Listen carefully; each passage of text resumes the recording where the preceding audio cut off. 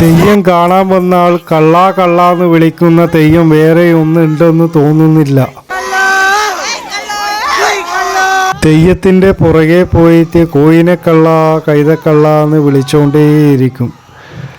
അത് കേൾക്കുമ്പോൾ തെയ്യം ഓടിക്കും. അതാണ് ഈ കാണുന്നത്. ഇത് കൈതക്കാട്ടിൽ നിന്നും കൈതമരം കൊത്തിയിട്ട് വരുന്നതാണിത്.